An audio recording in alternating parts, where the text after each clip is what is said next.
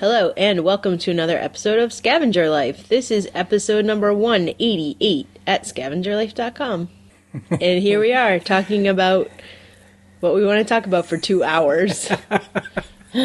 Straight. Yeah, it is just funny when we start these things to think like that we might possibly talk for 2 hours. And I'm glad people enjoy it. For us, we don't really time it. We just talk.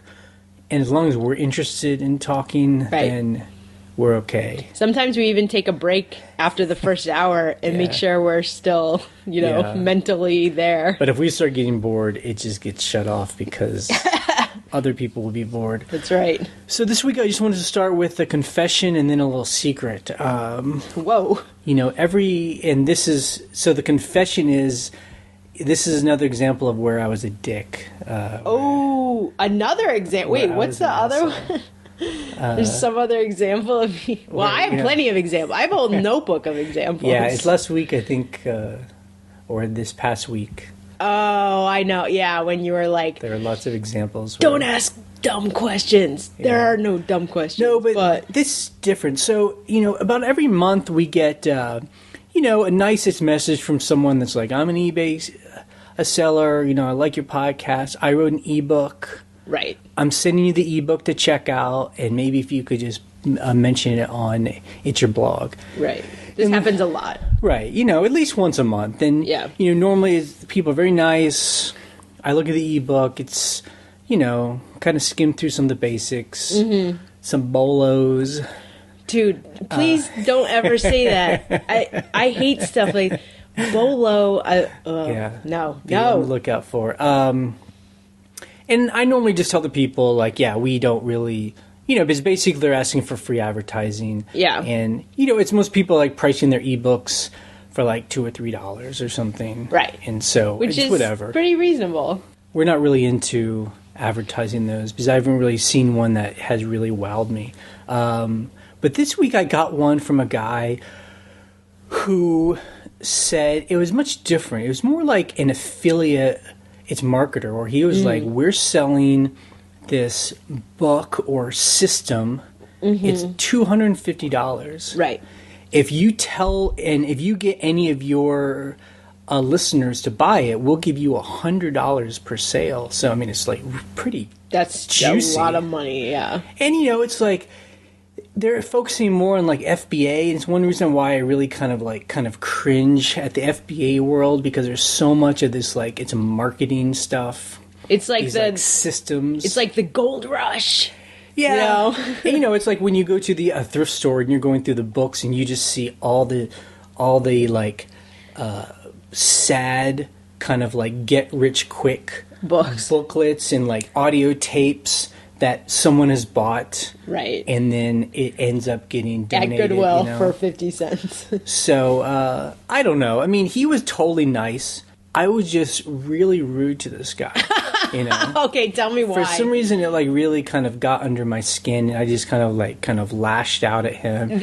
It offended you. Yeah. His delivery did not offend you. It was the product itself. It wasn't anything personal towards him. I went to his website, I checked out his pitch, and he had an interview, because it's him and another guy. It looked like one guy was kind of the nerdy, obsessive guy that learned how to do all this, and then he was more the marketing guy that knew how to make a pretty website and was kind of handsome, and he's a marketer. He knew how to pitch it. Yeah.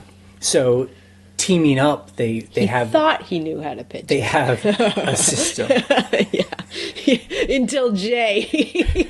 So I wrote back this really rude email, and basically what I do is it's totally passive aggressive, where I just list a bunch of its questions. Yeah. I'm because his whole thing is, we'll teach you how to make $1 million a year, selling stuff on FBA. So I'm so if this guy made $1 million, what is his life like? Yeah, he's making $1 million.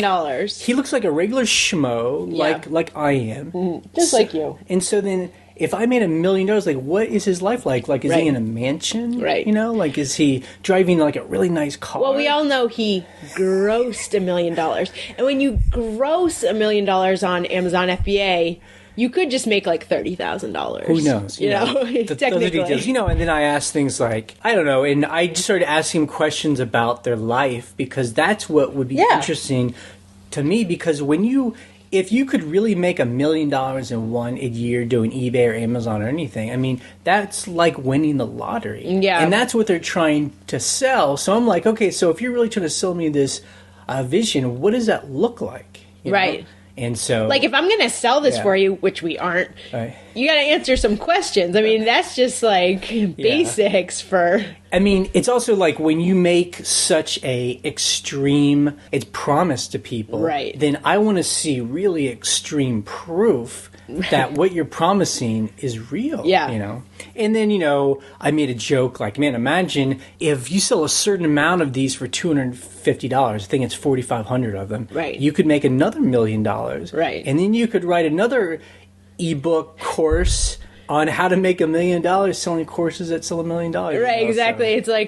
It's like a nice feedback loop, you know. It just goes on infinitely. Like it's meta. Million dollars. So anyway, he writes back and he like insulted me because I basically was insulting him, and then I just kind of wrote back and just I was like, "You're like, look, I'm an idiot." I was like, I apologize. I'm just not interested, you know, and I should have done that to begin with. And here's my thing about all these courses is like, I don't think there's anything wrong with selling courses or writing ebooks. Right. But I think the problem for me is that we're always learning. Right. Someone has mentioned this past week how when they listened to our early podcast from a couple of years ago to now, we've changed things. Yeah, we've changed our attitudes towards things, which is normal for any person who is intelligent and thinks about processes.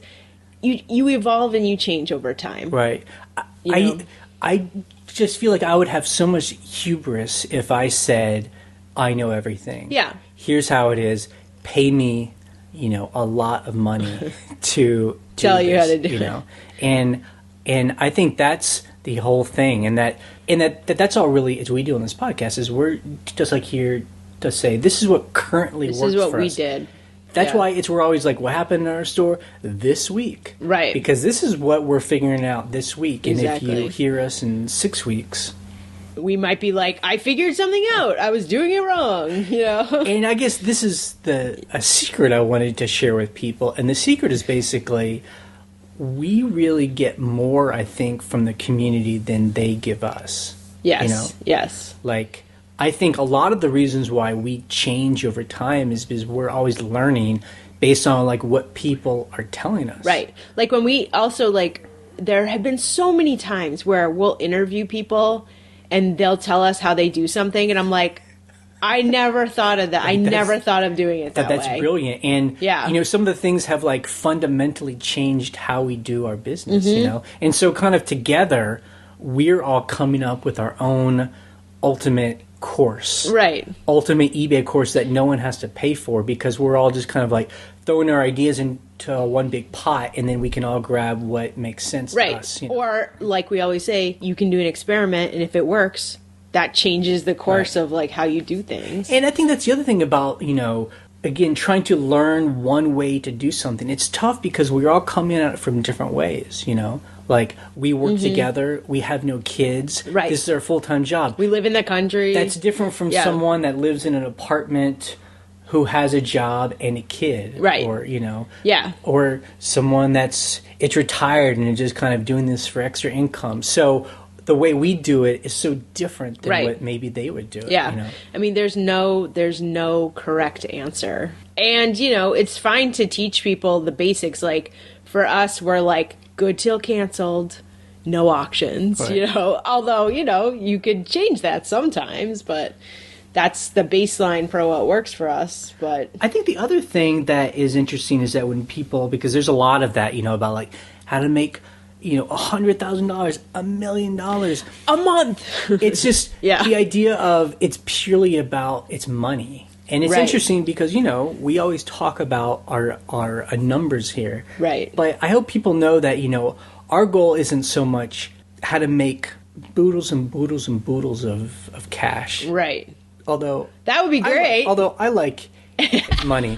we're trying to talk about more about the lifestyle around that. Yeah. And I think for a lot of people, they think money, it's money will solve all their problems. Right. And to admit, having its money solves a lot of problems. Some problems. It doesn't solve everything. All of them. Yeah. It doesn't give you independence and peace of mind in your time independently, always, And this is why, and I know you always laugh when I say this. Yeah. But like when I see people complaining or having issues or asking a lot of like kind of really fundamental questions, I always like encourage people, you know what? Maybe you need to see a therapist. And I say that not as an insult. I've seen a therapist many times. But as someone like you who has seen a therapist as myself, I feel like, people go to these get-rich-quick schemes because they have a lot of problems. They want to fix their life. We all have problems. Right. We all feel bad about things. I mean, not everyone, but, there's a lot of that happening in our modern-day society. So these get-rich-quick schemes and the motivational things are so attractive because they're promising you something, but it's so generic. It's just like, believe in yourself, be positive, imagine what you want and it will happen. It's just like, it's so... Yeah.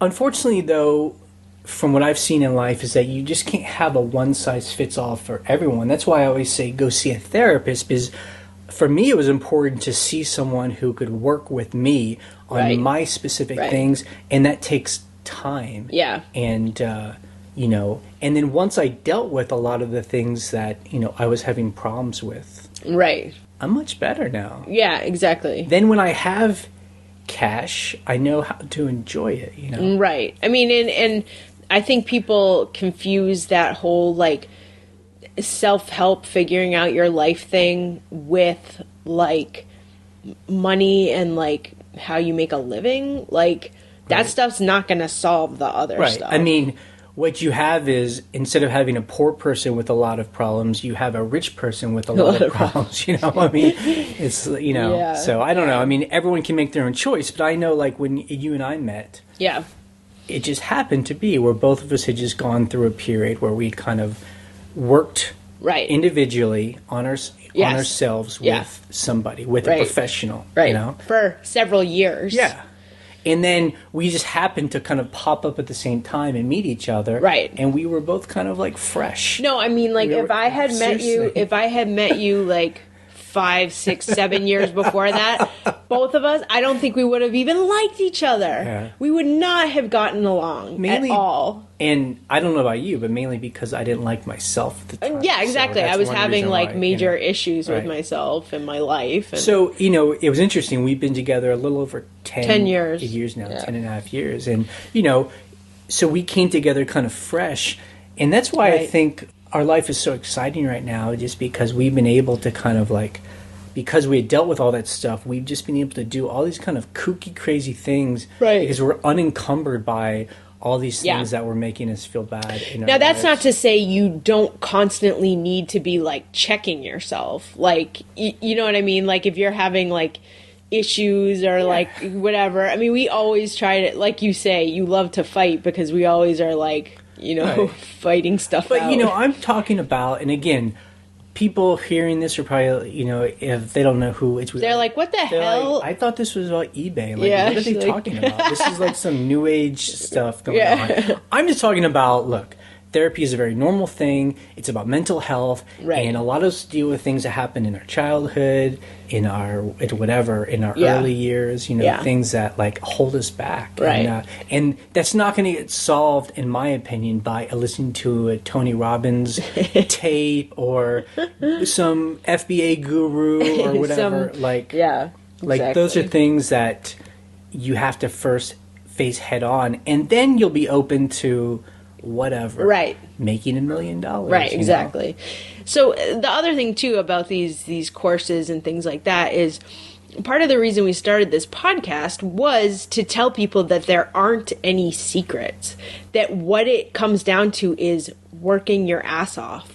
Like I find a lot of people are like, oh, like I just buy stuff from China in quantity and put it on Amazon FBA. I'm like, that's not going to solely make you a living. You're going to have to do that stuff every day. You know what I mean? Like, there's never just you sitting back with a cocktail, like, doing nothing. Like, you want to make money and have a living, you work. I mean, we work all the time. Right. Yes. So there won't be a point where, like, I'm on a small yacht, small yacht, small yacht, surrounded by ladies in bikinis, while just money is somehow while you're like made. checking your phone, like, unless you want to do that. That does not sound like your personality. I don't know quite how that would. Yeah.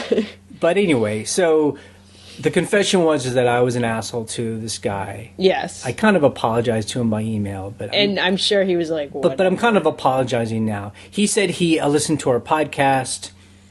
If he did, I'm surprised because I told him you should know that we don't really get into the whole get rich quick thing. But anyway, I should always have respect for people, and even if I don't agree with them, I should just respectfully decline I think he happened to write you at a very specific time where we were also very much talking about marketing and marketers and getting kind of riled up about that stuff. Right. And then he wrote you that email and it was like, oh no. Yeah. And part of it too, and I'm not sure if it's true, but it felt like it.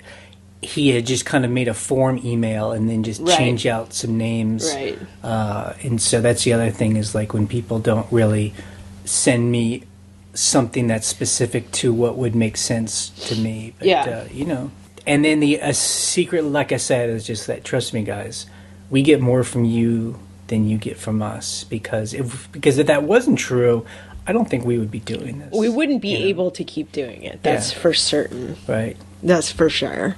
Yeah. I mean, that motivates me when I'm editing a 2-hour podcast on a Sunday night when I need to be packing. And that's why sometimes I'm very kind of like, I feel like I've been colored the bad guy, but, I'm kind of strict sometimes in the comments because I'm really trying to encourage the people who are bringing their A game. They're also really putting a lot of effort and time into this, and they're really sharing quality info because, that's the only way this is going to work is that if we're really, truly helping each other. Exactly. That's the only reason it needs to exist. And I feel like maybe some of those courses attract the people of, I don't know, I mean, that's, I guess, what that stuff is for. Like, instead of me spending a lot of time on my own trying to learn through all the info that's freely available, I'll just pay you $100, $500 or something, and then you'll just tell me everything. And I don't know. That's just a different way of doing things. It's just different. Yeah. So that's our little introduction to the podcast. That's our little spiel. Jesus. So let's talk about the numbers. Yep. So let's talk about its numbers. How we're making $1 million. $1 million a month. And we do this to show that we are not millionaires. We're by any means. Yeah. But we make a living, and we do it. The hard scratching way. We're scratching it out. Yeah. So this week we actually did pretty good. We sold 52 items. Yep. And we grossed about $2,600. That is awesome. Yeah. And the reason for that is we had some pretty high priced and that sales. Was the thing. Like last week we made a lot. It's less. Right. Because we were selling like $20 items. Yeah. For some reason, that's just what was low price selling. items. This week was different. I mean, we sold a handful of really high price items, and the only way that will work is because we list those items. Right. Have them available. They don't sell every week. Right. But you just have to have them up, and someone's going to buy them. And we'll talk about some of those. They do. And so our average price is this week is about $50. $50. Oh, I like that. God, I wish we could always have that. I want that. Yeah, and so you listed 64 items this week? I did? God, I don't remember doing that. A lot of those were auctions. Oh, I listed some auctions. Yeah, because we're still selling artwork, and we're experimenting with trying to move stuff through auctions. I think about half of those were auctions. How did you feel those have been doing? I think they've been doing well, actually, mostly because it's a time thing. Right. It gets them out quicker. But, they don't sell for as much as I want them to. But it's just like we always say, it's with auctions. Either they sell for the price we list them at, or They go up a little. They get bid up, $20, $30. Yeah, because, not very much. they're getting bid up in increments of like 50 cents. And, Yeah. And again, they're really just... I know people always say, but what about that one time I put something on auction and it sold for $500? Yeah. It's like, oh, that one time never makes up for all the auctions that... Yeah. And so sometimes I think maybe... I know we have a lot of this artwork to sell, but part of me feels like maybe we just need to use a system and be patient. I don't know. I don't know. I like moving artwork out. I Yeah. really do. Yeah. I love shipping 10 to 20 pieces a week. Right. Just like, And great. this artwork is the stuff we're selling for someone else. So it's a mix between trying to just finish its relationship Right. with him versus sitting on this for how long. Like, Yeah. It's Yeah. it's tough. It's a tough decision. It's tough. Yeah. So it was a good week. We're happy. And it's last year, so now we have its numbers from its last year. We basically sold about the same amount. $2,300. Yeah. $2,400. $2,400. Our average price was $41. We sold our highest thing that we sold last time was a vintage painting. I know exactly which one that is too. A week ago. I mean, a year ago. A year ago. Yeah.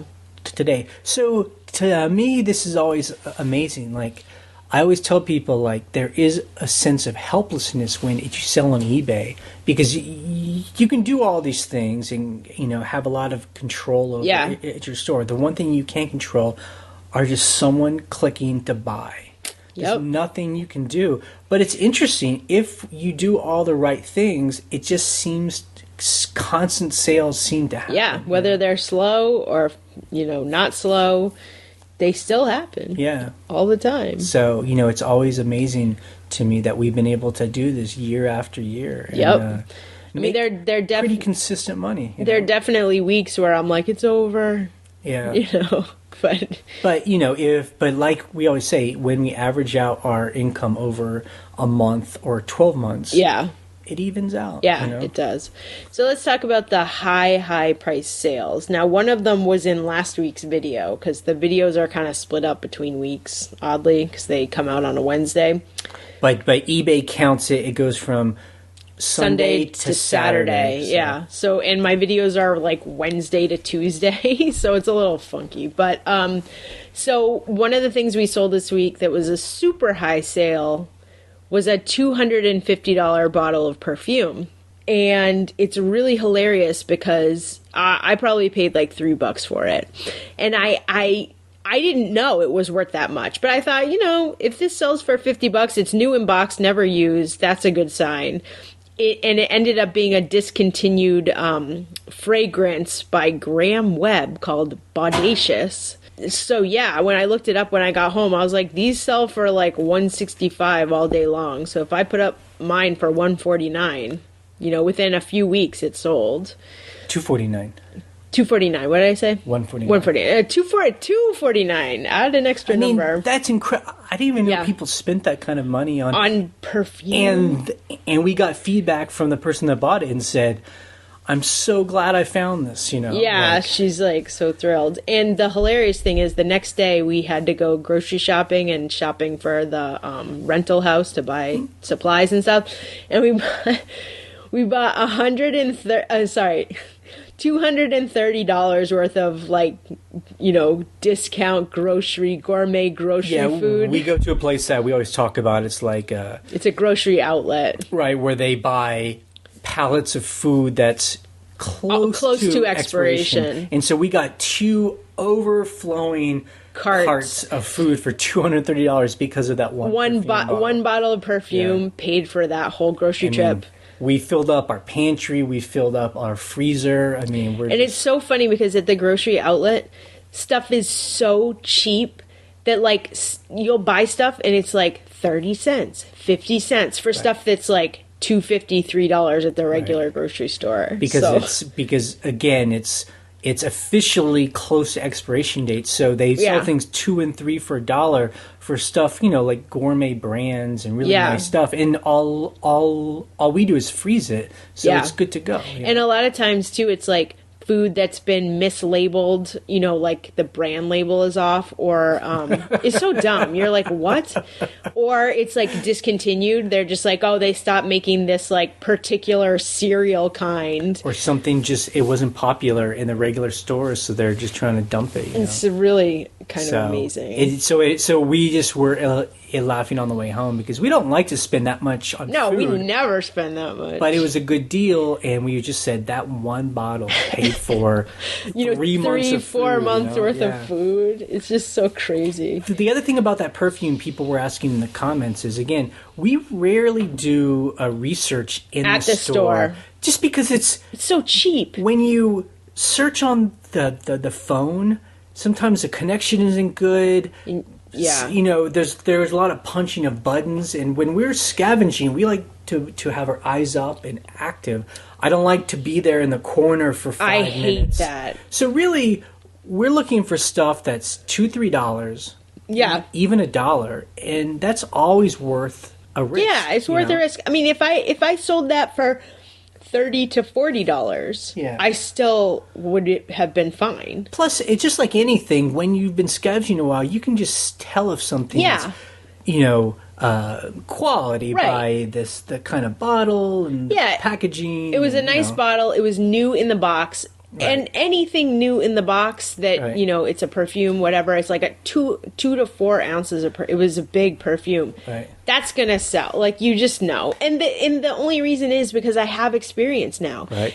2 years ago, I would never have looked at it at all. And that's something is a good example. We learned this from Mikey. Right, Mikey said. Mikey and Wendy were buying perfume at yard sales, and we were like, wow. What? And that's changed our business. Right, exactly. As I always say, perfume and playing cards. So the highest price item, which was $550 sale this week, was a Technics preamp. It's a stereo component. And so we bought this preamp. I know Technics is a really good brand. We bought it at this super junky store. I mean, it was in a corner. I don't know. I think we talked about it. It happened about a month ago. Yeah. Where it's one of the stores where they buy auctions, like buy out like a warehouse of stuff, pile stuff up. Yeah. And Ryan pulled this out of a box, and they sold it to us for $20. And again, this is an example. I believe we learned this because of Steve and Mike on the comments. Yeah. They're really big into buying electronics and instruments and stuff. And stereo equipment. Right. Yeah, so I was like... I would have never have known about this. I was like, Steve Schultz is like constantly making $500 to $1,000 on these pieces. So we saw other ones that are listed for $1,000, whatever. I put mine up for like $750 and got an offer of $550, and I was like... Oh, yes. I am definitely selling this for... The only problem was the thing was very heavy. I mean, by itself, it weighed like 25 pounds. So that's a, delicate thing you need to really, really pack well, which I did. I double boxed it, and I sent it FedEx ground, which was way cheaper than the post office. So that was good, but it's a little bit nerve-wracking, like, oh, he's going to get it. I really hope it works. I mean, there's insurance on it, but... Yeah. The other thing we sold, it actually happened, it's this morning. So it won't get counted until next week. In the middle of the night. Officially for eBay, it's for this coming next week. Yeah. But we're going to talk about it now, is we had found a sketchbook at a thrift store. Right. I bought it for 25 cents. Yeah. And it was a sketchbook by a woman that had been kind of doing paintings on... Yeah. In the book, and she had been doing it her whole life. So it started like in the 50s. 50s and went to the early 80s. Yeah. And, it had her name on it, and it was just like portraits, and they were like... And they were incredible. Oh, and we had actually talked about this a couple weeks ago because we got contacted by some of the family members who knew her, and they were telling us who the pictures were. And then I sent them a message back like, I want you to have this. Right. Make me an offer. They never said anything. We never heard from them. And I actually had a note to it myself. I was going to email them this week and say, I really want you to have this. So let's make an offer, but it sold overnight for full price for $250. Yep. I mean, when I saw that sale, I was like, oh, damn. Yeah. I'm and guess glad. who it sold to? I mean, again, it's kind of our dream of what it sells, So we find it in a junky thrift store in rural America. It sells to a comedian in Los Angeles. In Los Angeles. Like a kind of well-known female comedian. Yeah, who's married to another well-known comedian. Writer and comedian. So it's kind of funny because we're just like, that's exactly who we picture, like someone who's like in LA and has a studio and is like, has it's money and is just into wacky, like outsider art. Yeah. They actually ended up buying another piece of outsider art that we have. It's like a wood burning of a dog. It's my favorite, yeah. This dog it says Fred. It's like this sad, like, Basset Hound dog. Basset Hound. And it says Fred on it. And it's like, but it's so amazing. It's amazing. And to me, it's like that's part of the fun of scavenging. I'm sure other people are like this too. I love to research who buys stuff like that. Right. So I'm like, who bought this? See if I could figure out the mindset. Like, did they see it's what I saw? Right, they did. That you're buying something. They certainly did. So special and unique. Yeah, you're never gonna find something like that. And the exciting thing for us is, I mean, we have no idea, but we're hoping these are creative people that bought it.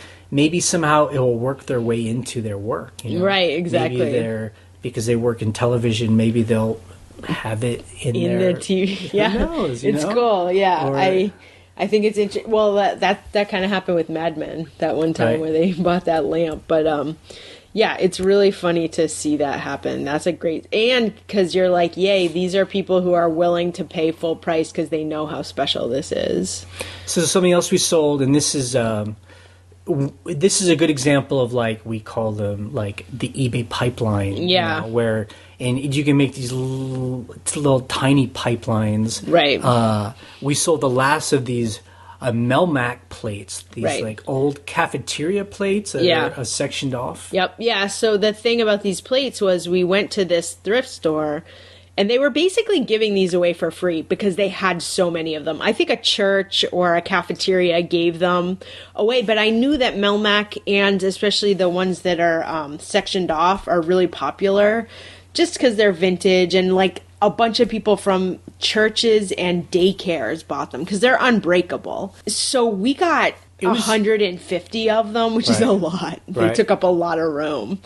But over 2 years, we sold them all, and we estimated we made about $400 to $500 because we were selling them in stacks of 10 for about $50 each. We did some deals with people. Yeah, because they wanted like a bunch of them. But it's example of, and I think it's hard for some new eBayers to get their mind around, is like having that long game where we got these for so cheap, basically free. They took up only a small part of a cabinet, a shelf. Yeah, it was a bookshelf. We could list them. In quantity, so it's just one thing, and then just quantity. It's more than quantity, and then we just had to be patient. And then over time, every month, every couple months, we would get a little chunk of change, and that's like a little pipeline, right? Exactly, and that's true. And you can just do that every day, is to get a box of stuff and list that little box of stuff, and that's a new little pipeline that's going to bring you some money every day. Yeah, so we were very excited that was the last of them. It was like, yay! It was the last 7 because we had 7 left. I had to change the listing so it wasn't 10, it was 7. Okay, so what we did this last week, we had that double oven. Did we talk about that in the last podcast? We did. Okay. So we actually, we talked about where, we're willing to do experiments. We don't know anything about kitchen equipment in a restaurant, but we were at a place where they were selling it really cheap. Yeah. And we bought a double oven. Yeah, it was a nice one. A Gen Air double oven, but we couldn't test it. Yeah, we couldn't test it because it didn't have a plug. It was like this commercial type thing where it gets a wired straight directly into the wall. So we're like, oh, so boy. you know, we got a truck, we loaded it up, we took it to an appliance fix-it place in town. Yeah, it cost us $25. He tested it. He told us that the electronics were shot, right, and that we could fix it for $400 or $500, and which might have been worth it if we weren't going to sell it. If we were like, we want it for our house, yeah. But we didn't. So anyway, we went back to where we bought it. We told them the problem. They were very nice. They said, we'll just give you storage credit. Right. I'm sure we could have gotten a full refund, but that made it easier. You know, yeah, it was everyone like, was happy. We're going to spend our money here anyway. And what's interesting, though, is that someone popped up on the blog. It's like Papa's Parts or something. Okay. He's like he or she is a parter. I think it's a guy. But, yeah. So he was saying how he's been making his money by parting out like equipment. It's not computer equipment so much because we've talked about that before, but he parts out like it's mechanical stuff. Yeah. And this is another example of like people teaching us. We're like, I guess we kind of knew that, but it's always interesting to hear someone's experience. Right. You know? And so we were thinking about actually going back and getting that oven and to part it out. But then we kind of thought about it, and we were like, well, I really think that the electronics is, the most expensive part, and he said that part was shot. So I'm like, Well, you know. I think one thing is this thing was really big and bulky, and I'm not sure we were willing to go and get it and have it on our porch and take it apart. But it was a good idea. And now we're going to think about that for the future when we get things that maybe are a little bit more smaller, right? To actually take those things apart and sell them. And so that's a great idea. Yeah, parting it out, I think, is a fine idea. This one was not a good idea because it was just too massive. You know, and people on the blog were talking about how they make more its money by parting things out than selling the actual item itself. Yeah. And that's so ironic when the actual item itself might not work because there's one little tiny problem on it. Right. But you can sell all the other pieces for more than if it worked. So. Well, because people love their certain appliance. I've done that with the washer. Yeah. I've had to replace a part in the washer, and it was like, I'm not replacing the washer. Right. I will pay $25 for this part and do it myself. Our farmhouse came with a refrigerator, a nice one, but the problem was all the inside pieces were gone, all the shelves, or a lot of them were broken. A lot of them, the brackets on the side. And so you spent a lot of time trying to find those pieces, and you were buying them off of eBay. They were expensive. Like $70 for like a crisper bin. They cost like $50 each. I'm like, Jesus, because whoever owned that refrigerator, I don't know how they broke that stuff, but they banged the hell out of that stuff. Right. So, yeah, it is expensive to replace that. But it's interesting. Like, those are, you can sell almost anything. Anything, because people will look, especially if you have the part number, you're good to go, because people are looking for it. And this past week, I think one reason why I was kind of a grumpy guy this week was because it was just really a busy week. We had a lot of, appointments, other kinds of appointments and meetings, things that were not having to do with eBay at all. And it just takes, the thing about those, we had since we just got insurance or you've had insurance for a year, but I just got insurance, we got physicals, which is the most ridiculous things. They're like, why? Oh no, it's just funny because they weigh you and they're like, how's everything going? Okay, it's fine. Jay's shaking his head. I mean, it's just it's normal. Yeah, it's normal. Yeah. But anyway, the problem is you wait forever. Your appointment's at one time, you're waiting forever, whatever. So your whole day is just taken up, Yeah, and plus it's tough when we at least have these kind of appointments and meetings during the day, it takes up a good 2 or 3 hours. Right. And it's hard to get into the eBay the flow of after working. That, and God forbid if the meeting's at 2 o'clock, because then it basically takes up the entire main part of the day. Yeah, the middle part of the day. We actually weren't as productive as we normally are, but we still got a lot done. We did. When you were going to go figure out the deal with the oven, I was like, I'm not going with you because I need to stay here and do some work because I'm getting nothing done here. Right. But I think that's a good example of having to manage your own time. And I think that's what a lot of us have problems with is like, we allow all these little tiny things, and God forbid if you have like kids or family members close by or friends who are dropping by. I mean, like we are looking forward to this coming week when we can just like focus on work, on eBay where you can get started in the morning and then just go. Yeah, it's great. So a couple things that we bought this week that were part of us scavenging were some furniture. We bought this one, I think it was like a Danish modern teak table. It's like a side table or a coffee table. It was $2. Right. What? It was in the back of the corner of a place, and it actually had a name on the back, and this is one of the rare times where I wasn't familiar with that name. I didn't want to have to deal with furniture if it wasn't it's worth anything, but I checked it out on eBay, and people are selling these tables for $300. And the cool thing is you can take the legs off, so I think we can ship it. Yeah, thank God, which is very helpful. And then another piece we bought was it was actually German, but it looked Danish, that kind of Scandinavian look, and it is a vintage sewing table, very mid-century modern sewing table and set of drawers.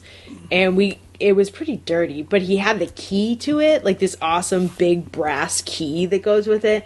And that was $20. Yeah. So that was something that took up your time because you had to go back and pick it up because we didn't have the truck that day. But we're so torn with things like furniture because when it sells, it's awesome. But because you can't really ship this stuff easily, we always do it's local pickup. So I find that makes selling it a little bit slower. Harder. And these aren't like pieces of furniture that have like really fancy designer names on it, where people are willing to spend $500 to ship it. It's just good, beautiful, solid furniture. Yeah, like mid-century furniture. And so I'm always like, oh, I love it. I can't not get it. I know. But at the same time, I know it's going to be part of our life for a little while. Yeah, it's going to be sitting on the porch.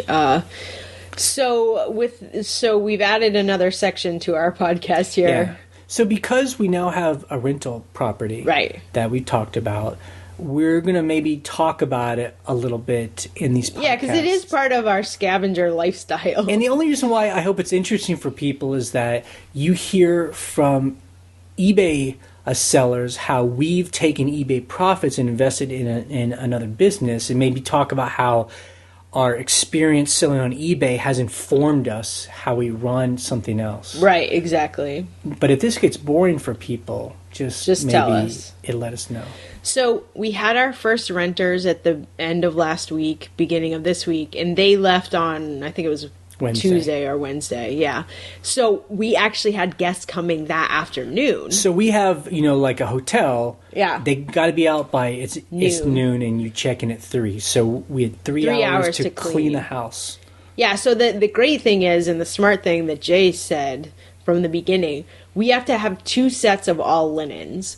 A minimum 2 sets, so that you can just switch it out. You don't do laundry when you're there. You do laundry, which we're going to talk about more later, doing laundry at our house. How fun. Yeah. Laundry. Isn't it? Well, it's quite a thing. But so it was great because we just were like, redo all the linens, redo all the towels, do a quick, dust and vacuum quick. It took 2.5 hours. The ironic thing is, like, I think the two of us are tidy people. Yes. It's like we're very tidy. Like if you come into our home, other than our piles of eBay stuff, our personal lives is very tidy. We don't have a whole lot of stuff. Everything's in its place.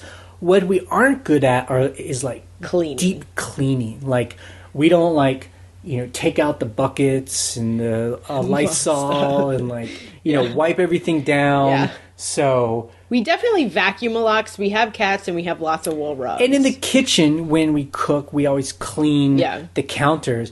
But as far as like mopping and dusting bookshelves, have we ever done that? I don't know. But at this rental house, we're doing cleaning that we never do for our house, like And I kind of enjoy it a little bit. It's like deep cleaning, like wiping everything, cleaning all the floors, wiping everything down, cleaning the oven. Now, the good thing is I don't think we need to, like, necessarily mop every time. Well, maybe. People are. Really? I think that's the thing, though. If we keep up with it, it'll always be clean. Because it's not very hard. Right. We do it every time. And so you're keeping a baseline of cleanliness and not letting it, like, go down. Yeah. Like wiping house. baseboards. I don't know. I mean, plus two, we spent so much time fixing this place. Yeah. I feel it's you want to important. keep it clean. And this, I think, is an example of, because we run an eBay business and we do all of our own work, we don't hire it out. Yeah.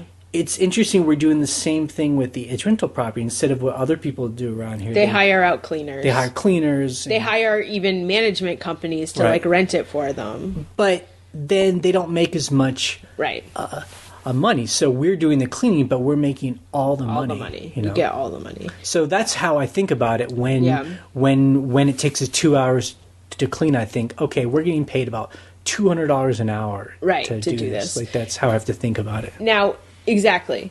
So the other thing, I'm going to mention laundry real quick. I like doing laundry.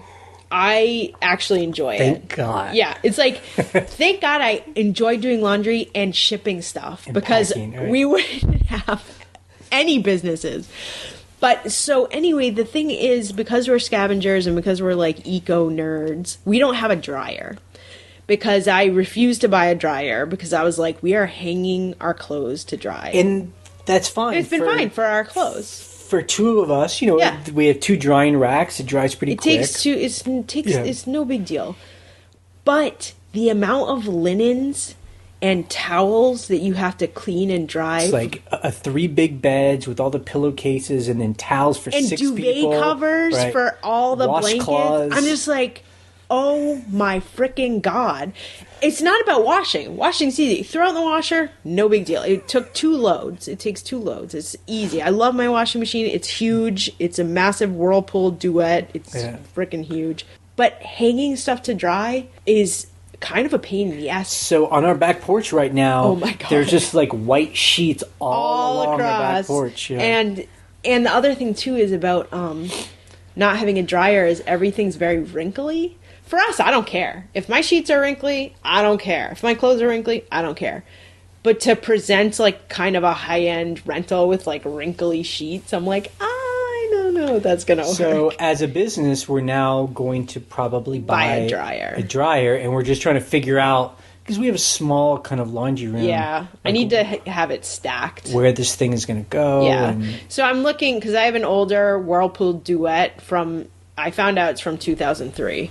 If anyone knows, if they're like washer nerds out there, it's the Whirlpool Duet that has the turquoise and pink buttons. And you can buy the dryer used, like people do have it on Craigslist, but it's a matter of getting a cheaper price and getting the stacking hardware and figuring out how to vent it and all that crap. So anyway, that's my dryer dilemma. And the other two things, and people who are like, I thought this was an eBay podcast. What the hell? So I'm going to try and tie it into eBay here. Okay. So, with eBay we talk about, yes, it lists it, forget it. Right. So we're struggling with how to run a rental business when you can't just forget it. Like, once a night is unbooked it's gone. And passes, that income is lost. Yeah. So far we've been able to book a weekend we've had it up. Next weekend is unbooked. And so we're trying to figure out, like, how do we do it? Like, and, some of it might be discounting, although it's just like with eBay. If someone doesn't want it for a certain price, are they going to want it for a lower price? Right. And, the good thing is we've been booking in advance. So April is half booked. Yeah. We even just booked something in June. And we've been booking a couple of whole weeks, which is exciting for us. We booked a week in August yesterday. Yeah. And we booked a week in April, too. Right. Well, actually 9 days. Yeah, which is great. That's the best. Yeah, especially like when we're talking about cleaning, it's like so much better to let someone stay there for 7 to 9 days and then you clean, and plus, rather than 2 days. And plus, people are obviously the weekends are what people really want, or those are the popular ones. It's hard. I'm sure other people know this as well. It's hard to get people to book a Monday, a Tuesday, a Wednesday. Yeah. So if people want that day, it's exciting. And that's why for one person, they wanted the 9 days, but they wanted a pretty deep discount. And we were really on the fence. But then I just thought, we need renters. let's do it. Yeah, they wanted they wanted like quite a bit off. So it's almost like we've determined the lowest we're willing to rent the place. It's about $120 a night on a weekday, and it's $50 a night on the weekend. That's the lowest. Although we would like $200 and $225. Right. That's so it's kind of like when you're doing best offer. Yeah. If you put the highest price if you want, but then we kind of know what we're willing to go down. Especially because we're just starting out, so we're like, we really want to get our feet wet, get reviews, get experience, and get money. Right. And so I will say, again, to bring this back to eBay, I know that our eBay experience has totally informed us on how to do this. Because we're going through Airbnb, which is just like Airbnb.com, and that's just like eBay. It's just like a third party that is helping you find its renters. And that really the good thing is, too, any of us could run another business. Yeah. If you run an eBay business, it's the same customer service, responding quickly to people, having a good, clear description and photos. Right. And the whole thing of like, just like eBay, keeping costs low. Yeah. Like, if you aren't spending a lot, well, we've spent a lot of money to get this place. But our maintenance on it isn't as expensive because we're doing all the work and right. And so I think those of us that do run these eBay businesses, I mean, we're all learning to be leaders, and so if anyone were ever to try and get a job again, running a business like this, would totally help you become a better. It would inform a worker or a leader at that business, right? So, anyway, we would love to hear what other people are doing. It's maybe other people are doing other small businesses as well. Yeah, and how is eBay informing them, or vice versa? Yeah, how does that inform your eBay business? Okay, so let's talk about customer issues. Now, the good thing is these aren't like as bad as last week where I'm calling the cops on people. I think a lot of people were just like a little bit shocked at that.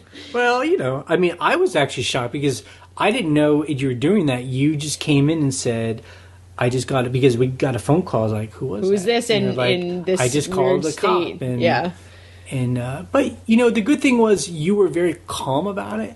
Just like when you're dealing with an eBay issue through eBay. Right. It's all about being professional, having all of the facts, and not being overly emotional or hysterical, or whatever. It's just being like, this is happening. Can I get some help?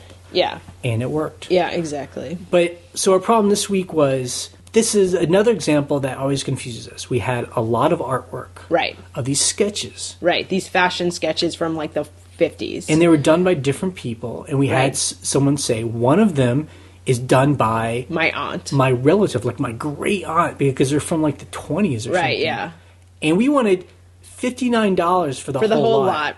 And I think 3 of hers were. 3. It was 3 pieces. So he was like, did you break the lot up? I want those 3. We're like, nope, because as all of you guys know, it's too much of a pain in the ass to like pull it out, retake pictures, redo a listing. So we always tell people, just buy it. Buy the thing. $59. You're like, these are one-of-a-kind pieces by someone in your family. Right. It should be worth $100,000 to you. Yeah, know? Right. So pay me that. No, but the thing is, we were like, you're welcome to bid on it. It was an auction. It ends soon, blah, blah, blah. And what's funny is it ended and someone else won it. Some other lady. A single one bid. He didn't even bid against her. And then he wrote to me later. And it's the hard thing is when there's like 20 auctions ending, I forget what sold, So he's writing to us like, I'll give you $25, blah, blah, blah. And we're writing back and forth. And I'm like, oh, yeah, I already sold that. Yeah. Like, it's already gone, dude. Yeah. So it's just odd to us when someone's like, this is so important to me and my family. I guess it wasn't that important because he didn't buy it. It's just it's that thing that we've talked about. It's before. eBay does, because we're all getting into people's trash and its belongings.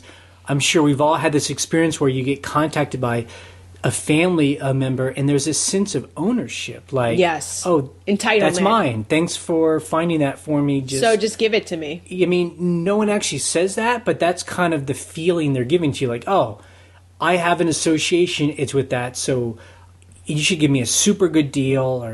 That's happened to us so many times. We're kind of over that. I'm a real stickler about it, man. I'm worse than you. You're like real sentimental about it. Oh, we should give him a deal. Hell no. Well, because I wanted to go to the right home. Right. But it is a little offensive that they just think like, anyway. Yeah. So the other issue was not an issue that any customer did. It was something we did wrong. Those Henkel knives that we have, some of them are made in Germany. Some of them are made in Spain. I failed to list, I think, 2 of them where it said made in Spain.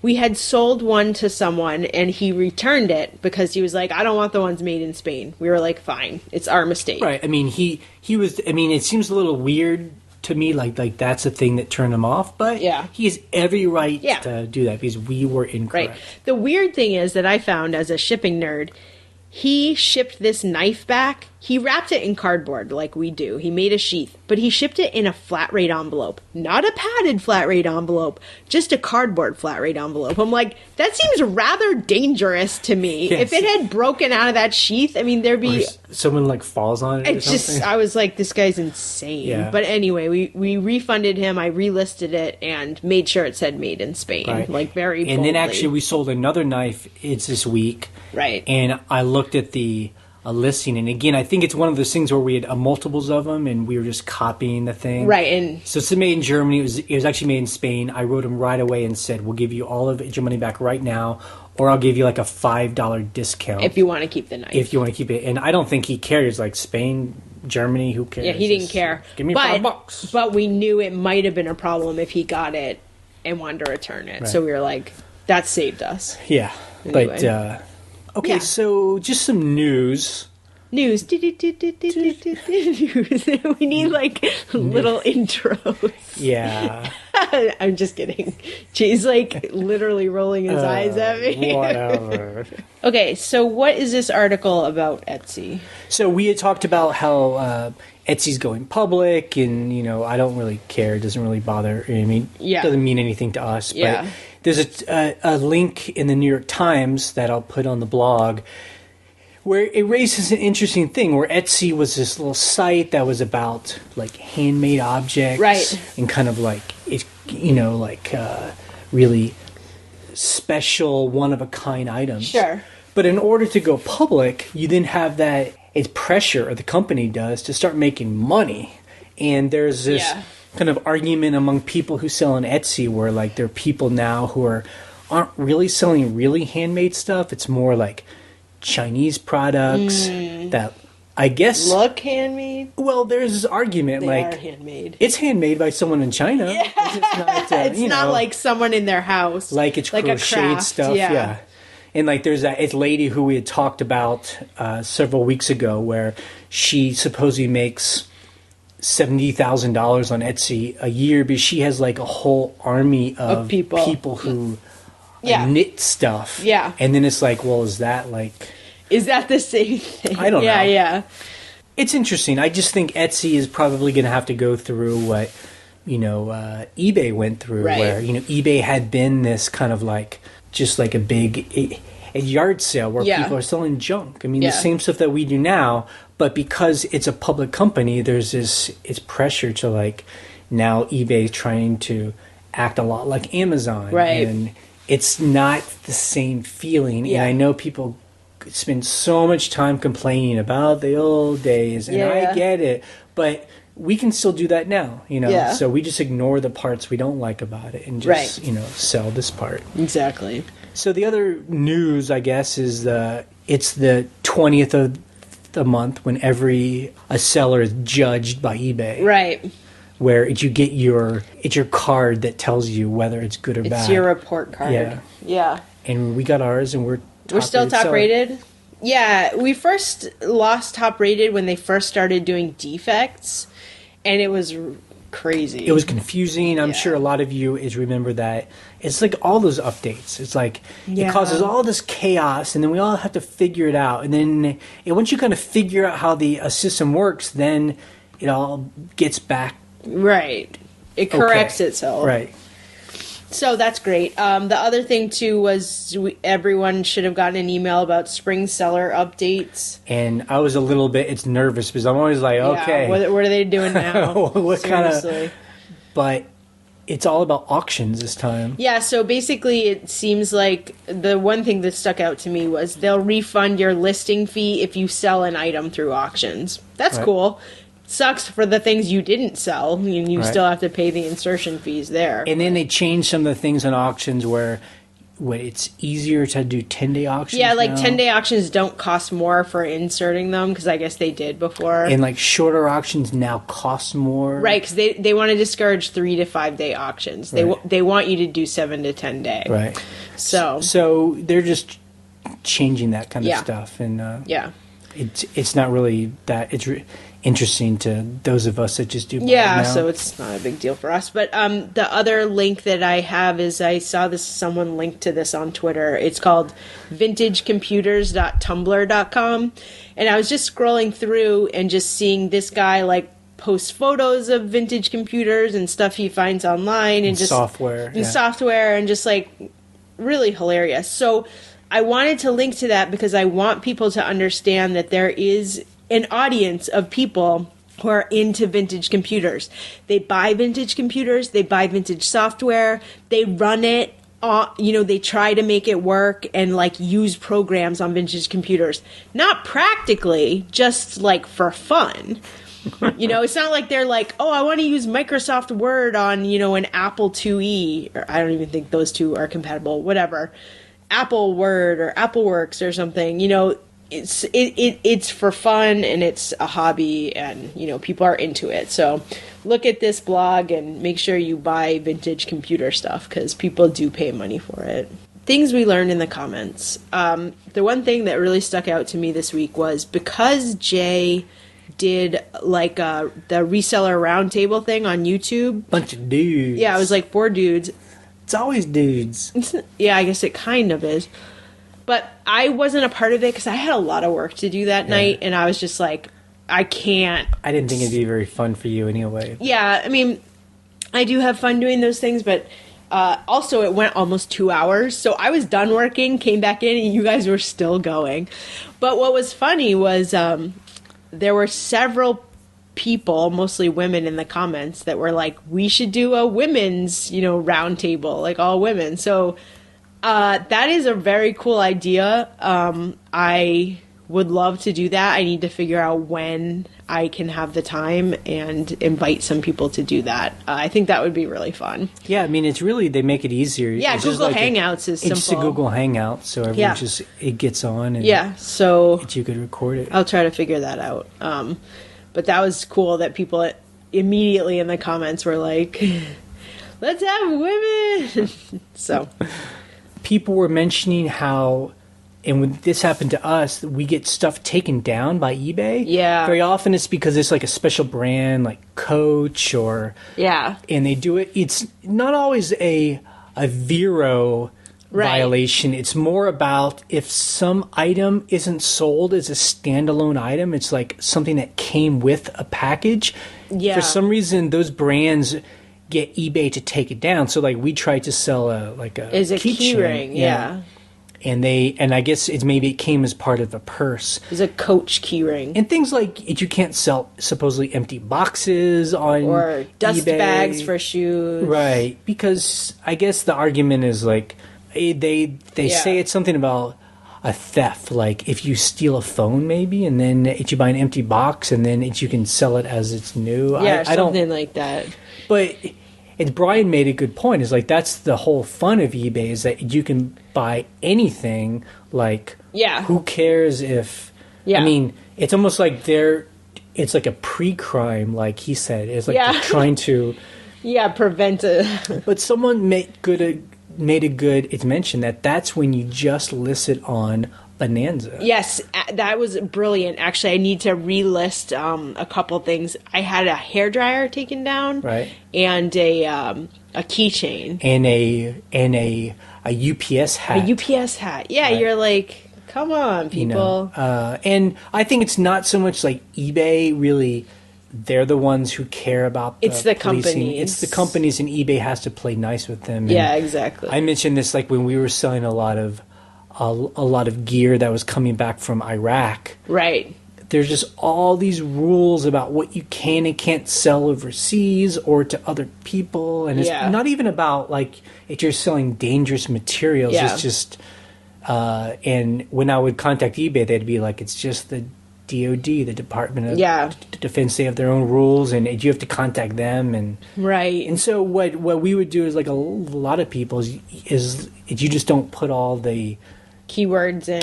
People in. find stuff no matter what, which Yeah. is really funny. But yeah, it does suck when that happens. But I guess people are like, you know what? Just put it on Bonanza. I'll probably sell on Bonanza. So that's a good workaround.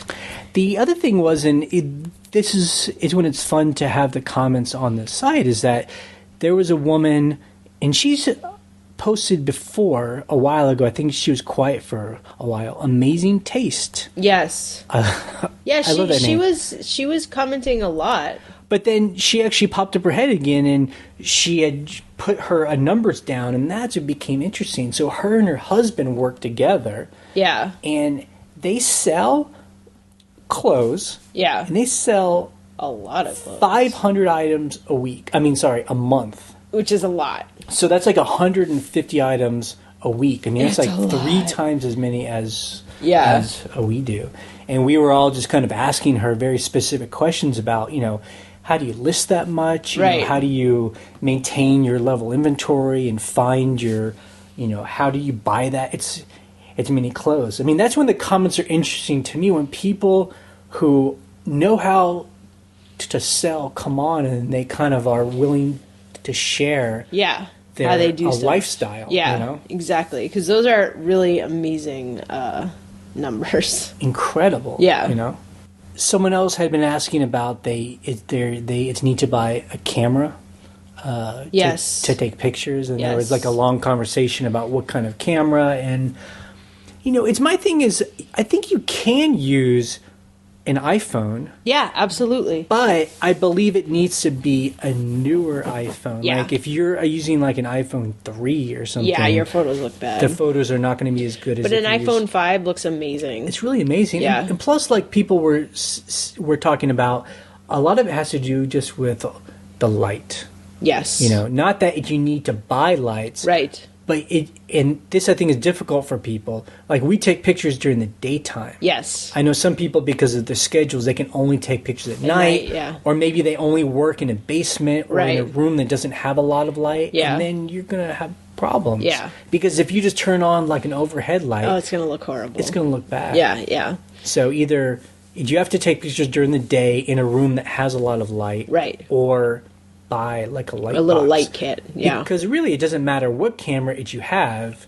It's all about the light. If you don't, like, we have a pretty good camera Yeah, we have a great camera. that, if you spend like $600 on. Right. Although it's like $1,000 camera that we Right. got cheaper. And it's got a good lens on it. But if we tried to take a picture in bad light, It looks awful. it would just it'd be very clear. It would just look bad. So the good thing is, on our resources page, we have a link to an inexpensive light kit, an inexpensive light box, and we have links to the camera we use, which is a Panasonic GH1, which I think now you can get a lot cheaper. We bought this one a while ago. And a point and shoot. If you don't have an iPhone, or if the camera on your phone is not great, a Canon PowerShot, I think I've been recommending these to people for like 10 years because they take awesome video clips too.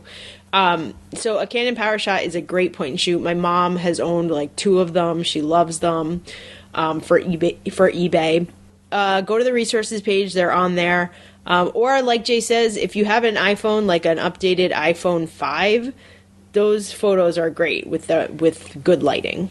They look perfect. And some people say that they love taking pictures. It's with the iPhone because they have it if you have a Mac, or I guess a PC too, you can connect it to your cloud computer, your cloud. So every time you take a photo, it automatically just gets put into the cloud and then gets put into iPhoto. Right. And then you can use that to just do your editing. List. Yeah. But if you're maybe more like me, maybe a little less technical, just get like a Canon PowerShot, pull out the card, put it in your computer, and you're good to go. It's simple. Yeah. So let's talk about real quick about what we're doing.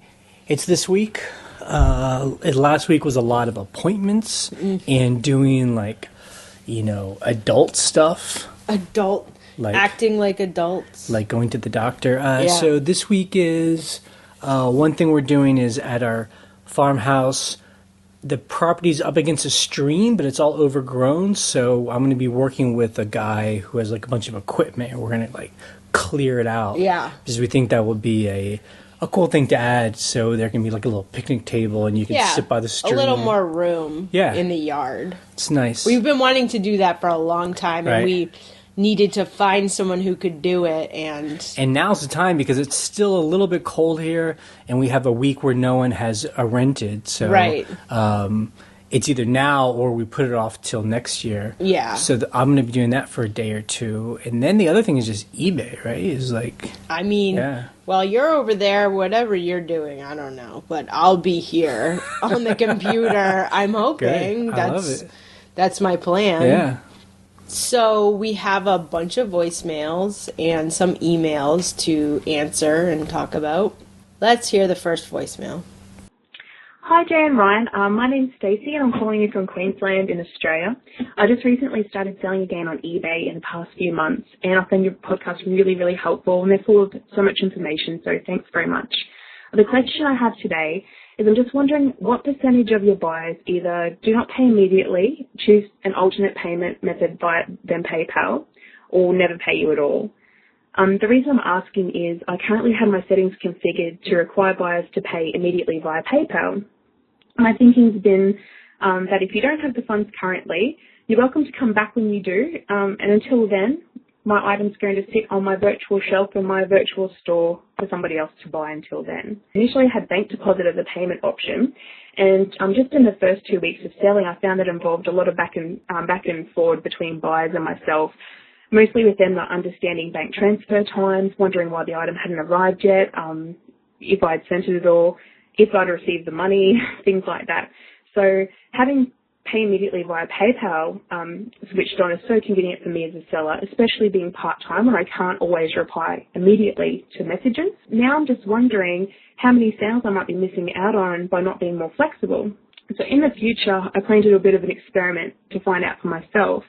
However, my sales aren't stable at the moment because I've only been selling for a few months. Any data or opinions that you're able to share to point me in the right direction to maybe increase my sales potentially, I'd really appreciate that. I really love your longer podcasts, and thank you both very much for your time. Have a great day. Bye.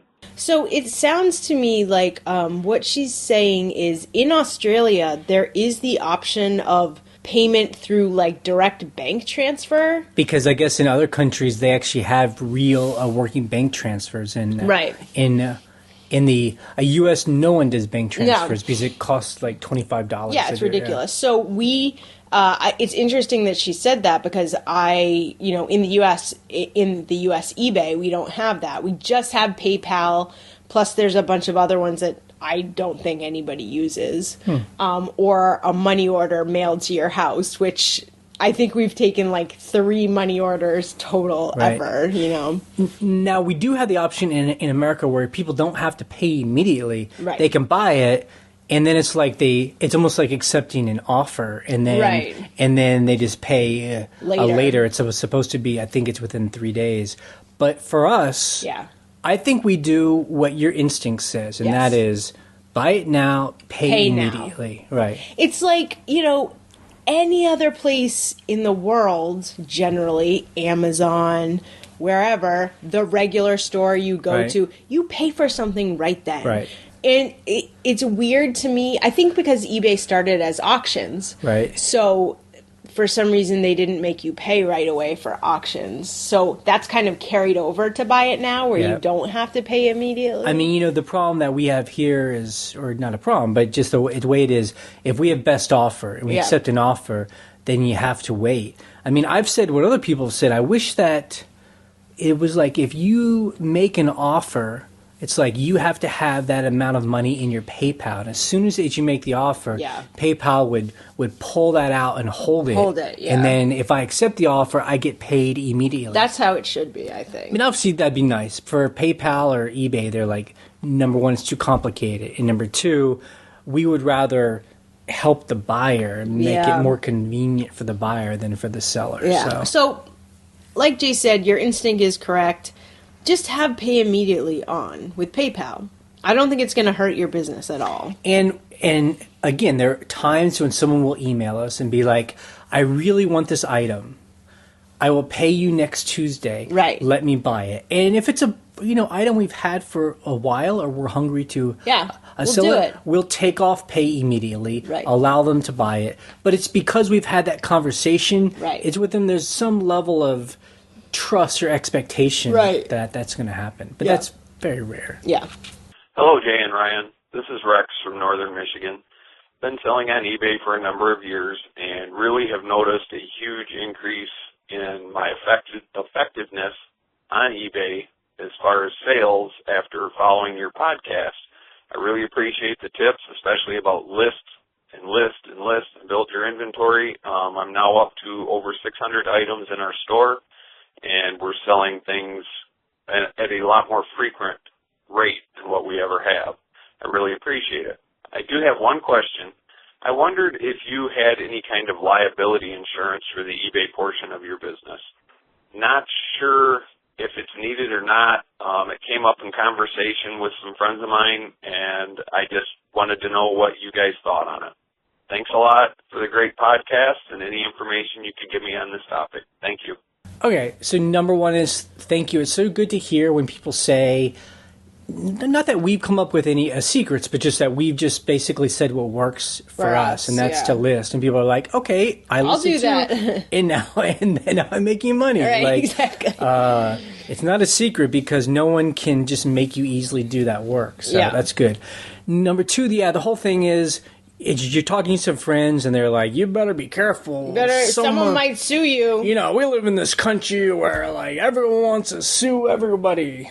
I mean, that's ridiculous. I don't know. I don't know who was telling you that, but those are the people that live in some world that we don't live in. They're like, you need to get an LLC. Oh, yeah. You need to, I don't even know, but get liability insurance. Get some kind of insurance and, Yeah, you don't need any of that. Basically, I've never heard of something like that happening.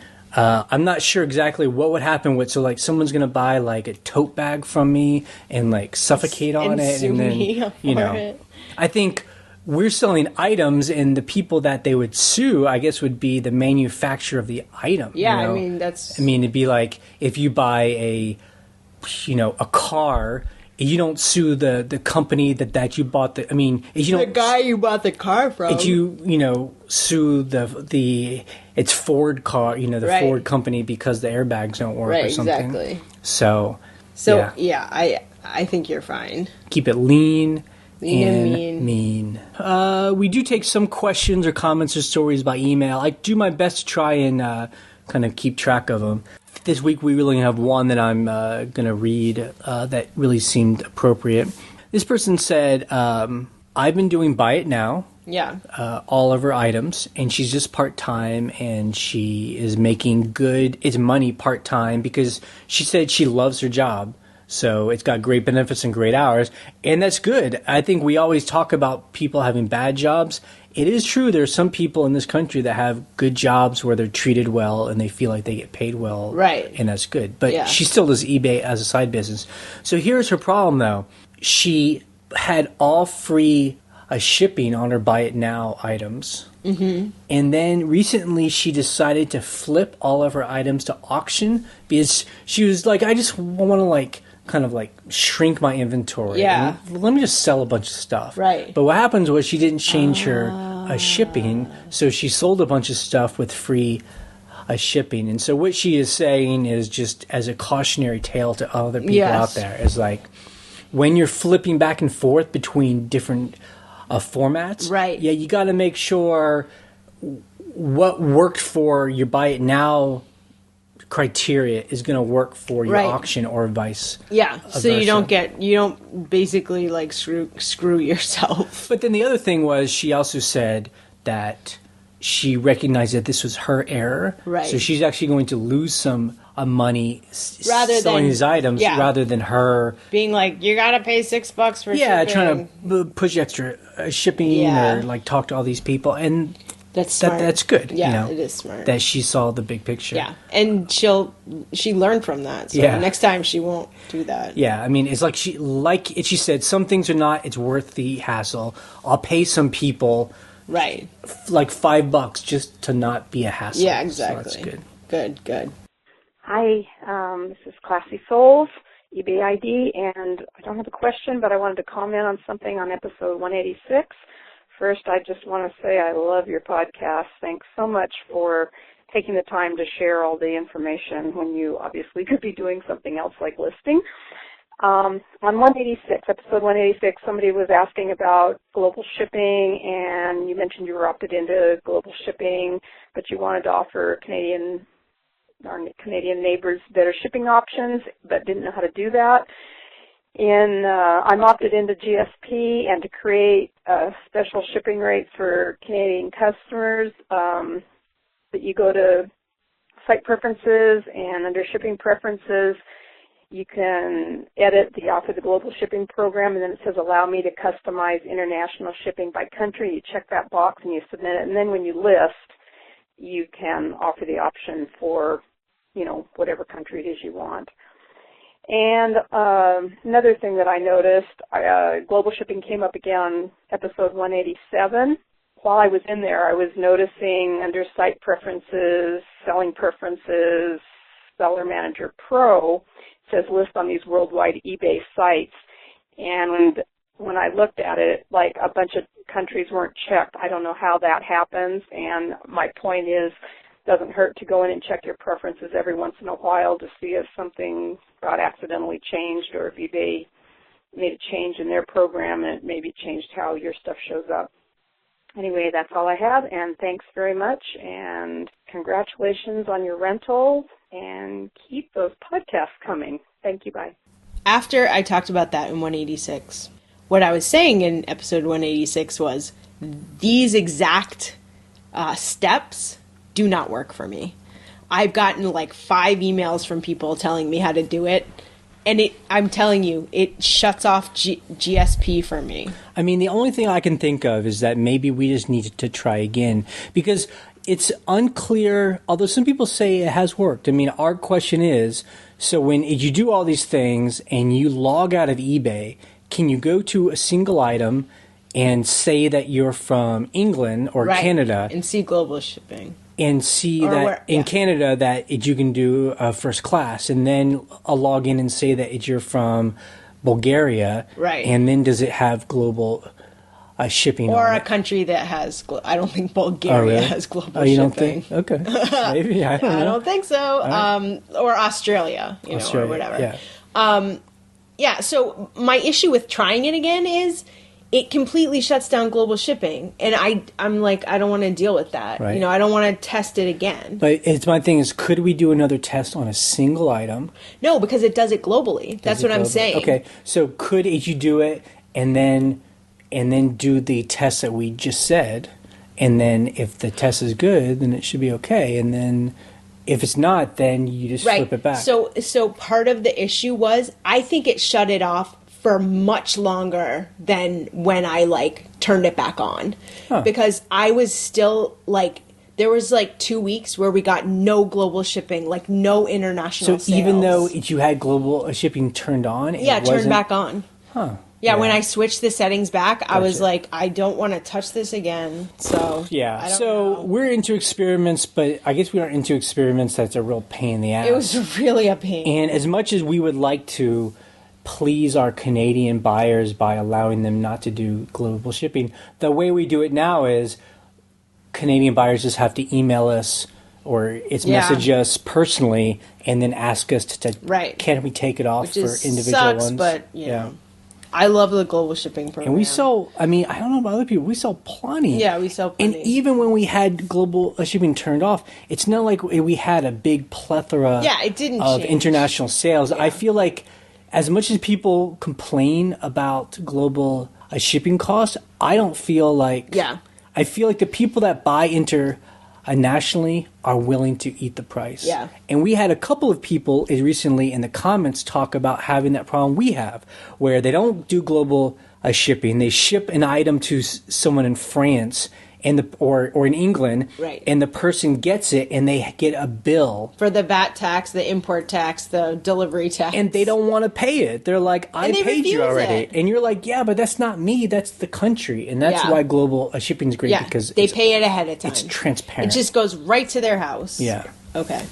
Hey guys, my name's Ryan. I'm glad you do what you do. I listen every week. I had something interesting go down in the last few days. I got a negative feedback from a buyer. They said that I never contacted them. I actually opened up a return case. Just out of the blue, I see this thing, and it says, tried to contact a buyer, just wanted to return or an exchange, and no response. Then they left a negative feedback that said, no reply from buyer, item didn't work. Anyway, so I called eBay, and the girl I talked to first said she was going to remove the feedback because of what it said, because she checked my messages, never had a message between myself and the buyer, that it should update within the next 24 hours. In the past, I've had negative feedback removed before, and it usually comes right off. I waited a full day, it never came off, called back again the next morning. The girl told me, a new girl says, well, you can't get it removed because they said both the item didn't work and you didn't communicate. That's two different issues. We can't remove it. I get upset because I talked to the lady yesterday, and just taking your guys' advice, I immediately hang up and call back. Ryan has mentioned that before on the podcast, and it worked. The next lady, get her on there. It was quick and easy. I see it. There's no messages. Remove the feedback immediately. It's gone. Anyway, three different phone calls, three different stories.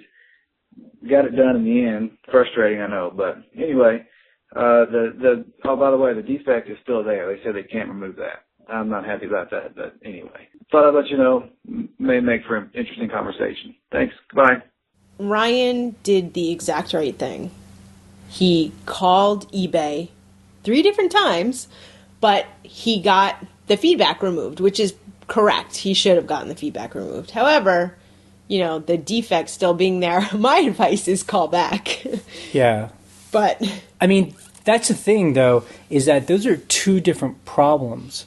You can get good feedback and still get a defect. So someone can say, great item, but then it'll leave you a defect stars. And say a low stars because they weren't happy about some part of shipping it. Price or something. So that's just a different kind of problem that you need to call back and get taken care of. Unfortunately, like you said, it's two separate things. Right. And sometimes we've gotten people email or calls that they've called, they get the feedback or they get the defect taken off, but they don't see it. It sometimes takes 24 hours. Yeah. So it doesn't happen like immediately on the phone. And actually, I was looking at its defects, and we have some that are still there that shouldn't be there. Oh, really? Like, some of the ones where we had item not as described, and that's not true, and it should be gone. Right. So, but because we're only at 0.9%. Yeah. It's like, do we care? Well, you know what? You and I need to look over those numbers, and we can figure out which ones I need to call and fight. Because I will call. I'm well versed in calling and fighting defects. It seems like I feel like we only have a fire under us when we get close to the line, the 2% where they kick you out of top rated seller. Right. If you're under, you're like, but I still want to fight them because it gives you a buffer. So, if you and I go through those, we'll figure it out. Yep. So anyway, that was very good. You called, you don't get angry about it. You're just like, okay, thank you, hang up, ring. Okay, I have this call problem. again. Okay, wait, ring, ring. Let me call one more time. It's too bad that they don't have kind of a consistent policy, but at the same time, I guess it's good where, I mean, it's strange. You would think that the eBay operators would like leave messages for each other. Like, I talked to this person, I don't agree, they don't get it changed. Yeah. And so if you called again, they would be like, we've already taken care of this. The choice has been made. But it is. Yeah, I can't believe there's no like, what is it? Chain of evidence. Like, it's just like, it's just like every call's a fresh call. Yeah, you're like, I'm having this problem. Like, as if you didn't even like. I know. Trust me, I've done it. Yeah. I'm like, I'm having a great day, but however, let me just explain this problem to you. Yeah. Hi, this is not a question, but I noticed that you guys are talking about you guys put your place on Airbnb. I know there's a podcast called Get Paid for Your Pad, and they also have a book about tips on how to list your pad and like, because I know how you guys wanted to keep your house rented, and so I know they say that first you should lower your price. That way you can start getting reviews, and once you start getting reviews, then you can raise your price on your home. And the only reason I know this is because I have a rental here in Las Vegas that I wanted to put on Airbnb, but because it was in such a ghetto area, I couldn't do it anymore. Thanks a lot for your podcast. Me and my wife, we do eBay, and she does the eBay mostly, and I do Amazon, and we do okay. We make about $2,000 a month, which is not good enough for me to quit my job, but hopefully I'll be there one day, and we'll be there one day. So, yeah, thanks a lot, guys. I hope the information I gave you guys helps you guys. Thanks a lot for everything, and you guys have a good day. Bye-bye. Okay, so, he actually then emailed us, and he emailed us the correct website, and I guess I'll link to it on the blog, on our blog. Yeah, it's a little bit, just like a lot of those things, it feels like kind of markety. Like, we are on the anti-marketing. Like, but they have some podcasts, and it's they were good. Actually, there's a picture on their website of this guy in Medellin, Colombia, because he runs like 50, and that's the guy we rented from. So when we were in there, we rented an Airbnb from him. He's one of these guys. He's like a management company. Yeah, where basically he runs a management company of different apartments on Airbnb. It's very interesting how these things are popping up. So it's a small world. So thank you for that. The other thing is, it's cool that you and his wife are selling on eBay and Amazon. I mean, if you're making $2,000 a month, it kind of seems like you're acting like that's not a lot of money. I know, that's great. That's a lot of money. That's crazy. Unless your cost of goods sold are really high, like if you're buying stuff and you're selling $2,000, but really you're only making $500 because of all the costs that of the items, then that's not so good. But if you're keeping your costs low, $2,000 is good. Yeah, it's great. That was the number we had to hit to be able to quit our jobs. Right, exactly. I mean, like we always say, just do your expenses. Numbers. Rent, water bill, electric, some phone food, bill. gas, phone. I mean, how much does that come up to, Exactly. Hi, Ryan. Hi, Jay.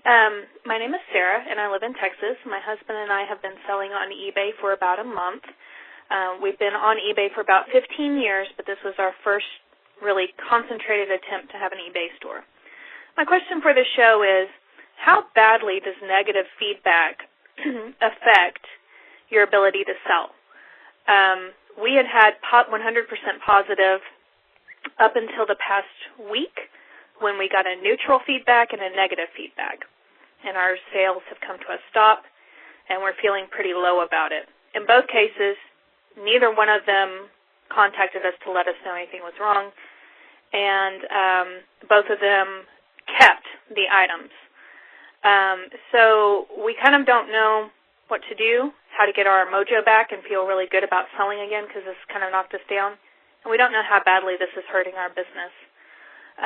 We started out our first month selling $700 for a part-time income. We thought that was pretty good. So anyway, thank you for your podcast. You have been an inspiration. Bye. Wow, a month on eBay.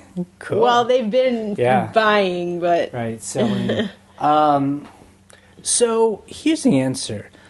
I know, especially when it's your new to actually, being a business on eBay and selling things, that a neutral and negative feedback can be devastating. Yeah.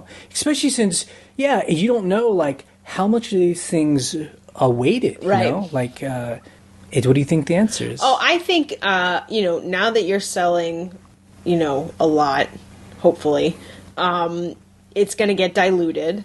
And the second thing is, I think you didn't say what the feedback was. I mean, it's always interesting to try to call and get it removed, just like we were talking about. Right. If you feel it's justified. Yeah, I mean, so that's probably a new thing to you too, and that's eBay is our partner in this thing. As we always say, we pay them to do this for us. Yes. To run this platform. So each of us should be willing to call them and talk to them, not like they're our bosses, but that they're our partners, or even like they work for us. Yeah. I mean, so not to be rude about it, but you need to call them like a business person. So we've had that happen too. All of our neutral negative feedback is almost always the same thing. Yep. Someone buys something from us, they don't say anything to us, and they just leave us feedback. Because usually if they're going to say something to us, they want to return it, they want a partial refund, they want to just tell us whatever. Right. You're working it out with the customer, and they're hopefully going to be happy. So it is always confusing when someone keeps the item, so they're clearly happy enough to keep it. Yeah. But then they just give you this feedback, either it's neutral or it's negative. Very weird. And so they don't want anything. So those you can often get taken away. I think you should try. Because if you get the right eBay rep, the eBay rep will be like, yeah, they didn't want a refund. Like, why are they telling you they don't like it? Yeah, it's crazy. Ultimately, though, it does. To me, I don't think it matters. If you're getting consistently bad feedback or bad... Right. You got to see if you're doing something wrong. Then eBay is going to take action, like you'll get suspended. But I don't think it really hurts you that much. Like, we know some people who sell on eBay, and they sell quite a bit of stuff. They have, like, 98% or... it's, like, lower than you would want. Like, they've had 12... negative feedbacks in the past year. And it's like, what? But they've also sold, 700 items. Right. So, they have about 98%. So it doesn't really, I think it's probably just going through a tiny slow period, and it's making things seem as if they're affecting each other. Especially if it's all happening at once. Yeah. You're like, what? So I hope that helped. Hi, guys. I have a quick question in regard to shipping internationally. My name is Gail. I'm calling from California. I really appreciate listening to you, both of you two, on YouTube. I've learned a lot. The information is invaluable, and it's a lot of fun and very entertaining. I have a question in regard to shipping. I sent a pair of $100 boots to Australia. I started opening up for international shipping just to get more bidders. The person sent me $45, $100 plus $45 for the shipping. I go to the post office, and it's actually $50 because I'm not sending something for $100 without tracking and insurance. So I paid the $5, which is not a big deal. But I'm just wondering, in that case, should I have turned around and said, hey, kick me down another $5 because that just ate into my profit? There's no way I'm going to send it without insurance and tracking, especially for $100 to another country. So what do you do in that case? I'm not really sure why the person sent me $45. I don't know. I guess maybe that was just for first class, and I wanted to send it. Maybe it's my thing if I wanted to send it with USPS Express or whatever it was that gave me the shipping as well. And again, I'm new to international shipping. I've done it very little over the years just because I was always not really keen on it. But now it's like, hey, it's giving me more bidders, and that's cool. So in that case, what do you do? Tell them, pay me more, or I don't know. Again, it's not that big of a deal. I sent another $100 pair of boots to Germany, and I had the person say, oh, by the way, it's worth $30 on it, and put it that it's a gift. And it's like, I'm not giving these to you. You paid me $100. I'm insuring them for $100. And the person got a little bent out of shape. But I can't put they're worth $30 because I can only insure them for what I say they're worth. So I hadn't really had that issue happen before. So anyway, those are just a couple of questions. It's not a gift, so why would I say it was a gift? I understand they have to pay customs or whatever on the other end, but I want to make sure that I'm doing the right thing and doing it honestly, and in the event that they end up somewhere weird, I want to be able to collect the proper amount of insurance. So those are, I don't think I made them very simple questions or quick questions, but those are just some concerns I had. I was wondering if you could address those. And I appreciate it. Thanks again for everything you do, and have a great day. Bye-bye. Okay, number one. You should have calculated shipping. Like, the way you said this was, this person sent me $45. Well, why did they send you $45? Did you have a flat rate of $45? Or was it calculated to be $45? Because if it was, you should print the label on eBay because you get a discount. So you probably wouldn't have had to pay that extra $5. But also, don't you add an extra handling fee for the insurance if it's... Right, exactly. So on a pair of boots going internationally, I would have had a handling charge of like $1 on it to help pay for ShipSaver insurance, because that's what I would have put on it. Actually, but the other thing is, I would turn on global shipping, because that's what I do, is global shipping. You don't have to think about it. You don't have to go to the post office. You shouldn't be going to the post office anyway. You should be printing eBay labels. You get a huge discount. It's so much easier. And just get it to the Kentucky warehouse. Yeah, you get it to the Kentucky warehouse, and then it has nothing to do with you. You've gotten it there. But regardless of that, even if you don't want to do global shipping, right. the deal is that if you miscalculate, or sorry, if we do, then we always eat the $5. So, and that's a lesson. So yes. It's a very expensive lesson. So next time, that's not going to happen. It's not going to happen. Yeah. And, if they overpay by $5, you can kick them $5 back if you want. Right. The other part of your question, too, where someone says, please say it's only worth $30 and say it's a gift so I don't have to pay the import tax. Again, you did the right thing. I just say no. I don't do it anymore. You just say, look, that's between you and your government, because they charge a tax and that has nothing to do with me. And if you want to, be buying stuff on eBay, that's just the price. Yeah. I used to say yes, and now I'm just like, nope. And you know what? I just say I'm not allowed to do that. Right. Because the way you would get burned is if you sell a $100 item, they want it to say it's $30. Right. So you can only insure a $30 item. Right. If it gets lost in the mail, you only get $30 back. And she says that too. Yeah. Yeah, exactly. So that's exactly right. You should always state that it's merchandise and it's worth $100. And that's the other thing too. When we started as well, I mean, we didn't know. We were just hungry for sales. We wanted sales to anyone, so we'd kind of bend over backwards and do all these things. I mean, we would have people say, "Can you ship this first class?" And we would be like, "Sure." We'd ship it first class, and then just like things get lost, or there's no tracking. There's no tracking, so they can claim it got lost and demand their money back. It's just, oh God, that's why global shipping is amazing, right? So I mean, here's the deal. I think when you actually get the pipeline going and things are selling, then you as a seller have more power, because if you're like, I'm selling all the time, I don't need this one sale. I don't need any hassle. Yeah, exactly. And people should pay you for good service. Exactly. So keep that in mind.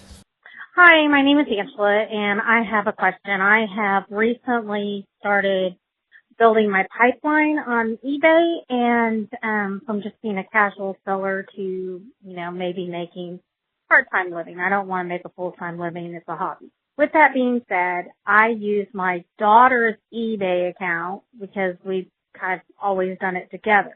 But then if I make too much money, she would get the 1099K. So my question is, can I change the PayPal account to my PayPal account on eBay and not cause any problems? Can I change the name on my eBay account to me from my daughter if she calls? I'm just not sure how to handle all that. So any help would be great. Thanks. So, yes, you can change the PayPal address on the account. You can bulk edit it. and just make sure that you have the new PayPal email address. The other thing you should do is definitely call eBay and double check that. There might be a different way to do it. There might be some account preferences that you have to change. But you are able to do that. They don't care which PayPal account it is, just as long as, they're making their fees, basically. And I'm sure you love it's your daughter, but if this is going to become, even if it's just a part-time business, it's for you, but something that's important to you, you should probably just get the account from her. So, I mean, she doesn't need to sign anything. She just gives you the password, which I'm sure you already have, and you just take it over. Change the password so you're the only one that has access to it, and then put in all of your info. Yeah, you can even change the user ID. I actually did that with one of my accounts the other day just because I wanted to change it. Right. So take it over, make it your own. Yeah. So you're it's responsible for it, and no one else can log in and do anything to it. Because, as much as you guys are probably really good friends, it's just confusing if someone else has access to it and they're buying things. And we've had that happen before where people are like, my daughter bought something I didn't know. Whatever. Yeah, especially if she's buying stuff and it's getting taken out of it's your PayPal account. And so just separate it, and it is doable. You can change all the names and everything. And she can get her own PayPal account or her own eBay account. Basically, what I think you should say too is when you call, say, my daughter and I shared an eBay account, but she wants her own eBay account, so I want to continue using this one. How do I change things over, And say specifically, I'm not a hacker. Exactly. I'm not a scammer. Right. I swear. Yeah. They'll love that. So this next phone call is one that we encourage. So we got this email from Mark S. There's so many Marks. He's in Michigan, and he asked us if he could do a meetup in Michigan, but call it a Scavenger Life meetup. Yes. Which is kind of cool. We're not organizing it. He's fully in charge of this. It's nothing to do with it other than just we're encouraging it. And so we asked him if he would just call in and do an announcement, and then he'll give his info, and anyone who lives in his area, you guys can contact him and kind of self-organize, and we'll go to it. Hi, this is Mark S. from Michigan. Hey, all you scavengers out there in Southeast Michigan, I'm starting a Southeast Michigan chapter of Scavenger Life. We'll do meetups at a restaurant about once a month, depending on the interest level. I'll try to find a centralized restaurant to meet at for our first meeting. I'm targeting a Monday or Tuesday night. Send your emails to me at mstanton6@yahoo.com. That's MSTANTON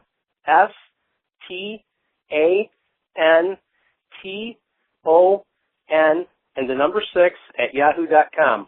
In your email, make the subject line Scavenger Life. Also, leave your name, city, preferred time to meet, and the type of restaurant that you'd like to meet at. I'll compile an email list of those who respond and send it out to everyone shortly. So, if you're in Southeast Michigan, don't delay. Send your email today.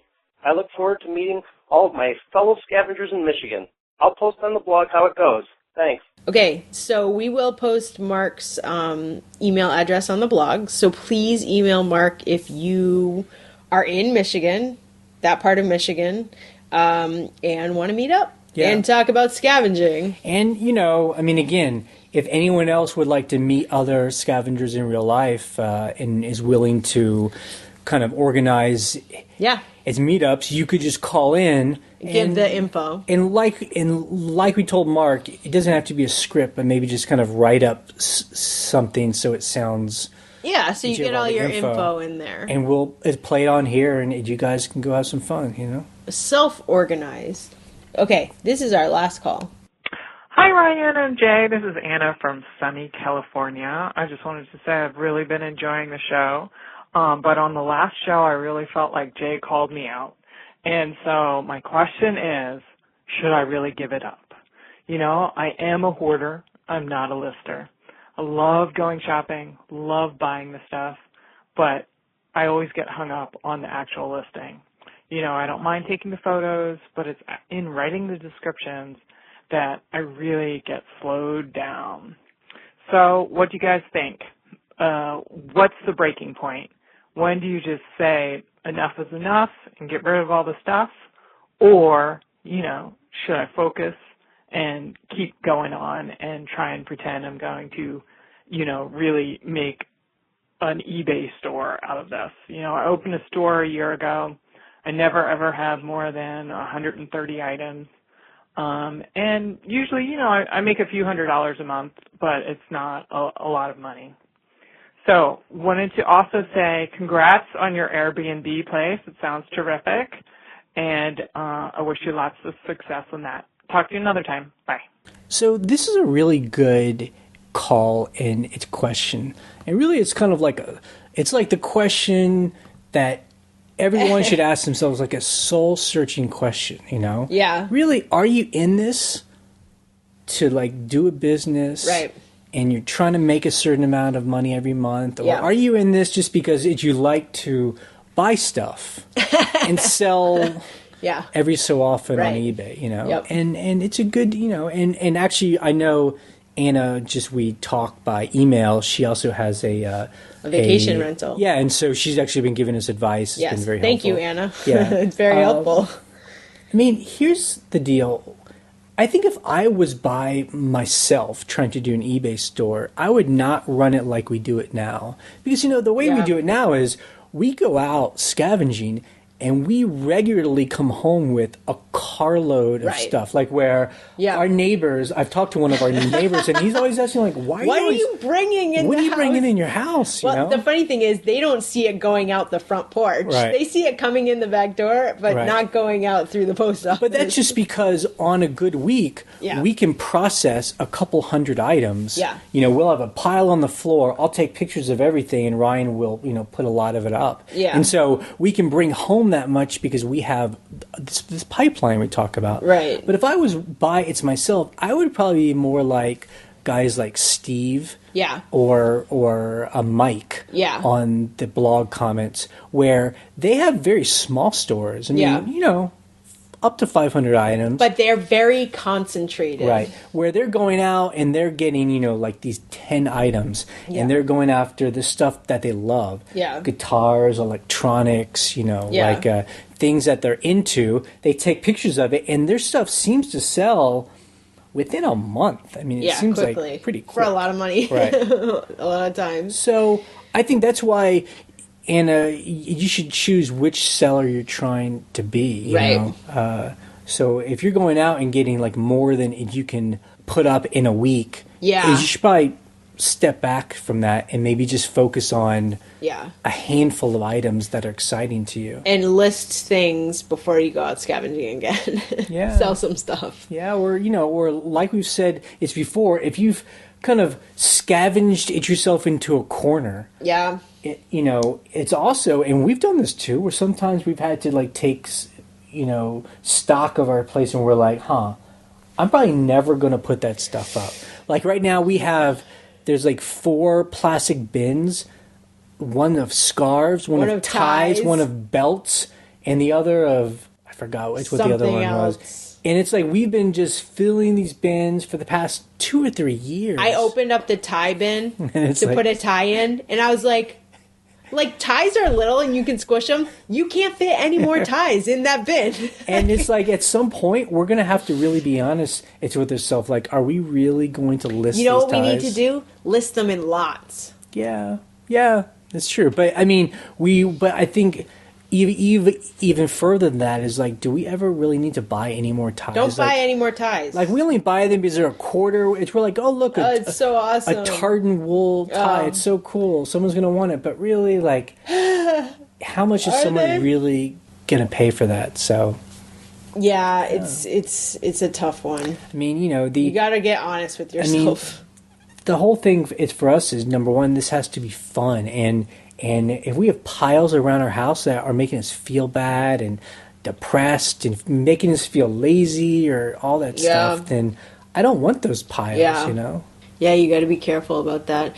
Like, looking in the tie bin makes me want to hire someone and be like, here, do this project. And then you're like, is it worth it? Is it worth it? Like, it just might be, it's worth it to just, like, give it all away and then it's gone. It's just gone. I mean, we don't have that much in it, Yeah, that's true. Oh, but I love ties. Anyone want to buy an entire bin of ties to sell? Okay, so that's the podcast this week. Let's make sure we list stuff this week. Yep. Exactly. And not have a crazy chaotic running into town every And again, hour. if there's a question or comment, you can call us. You can call our phone number. The phone number is 540-407-8486. Yep. I memorized it. All right. Thank God. So call us. We never pick up. It's got a 3-minute limit, and then it just hangs up on you. So set the timer on your phone to make sure you're not going to get... We've had many people just in the middle of a sentence get cut off, and we're like, okay. They didn't know they got cut off because they didn't call back. But we do really enjoy the calls because I think it helps kind of create more of a... Yeah. Atmosphere where it's not just us blabbing away, and we love it when people call in and maybe comment on things other people had said. So it's I love that we got a call from Australia. Yeah, that's one of our first international calls. Second international call. We appreciate it. And again, you can go to our blog at scavengerlife.com, and we have full comment section going on. Sometimes we get over 200 comments. Oh man! So sometimes we get so many comments that Blogger starts blocking them and making you load them manually. It's kind of insane. I'm like, oh, we went over the limit. Yeah. So that's a good thing. But it's good. Yeah. Okay, guys, this podcast is ending in 3, 2, 1. Bye.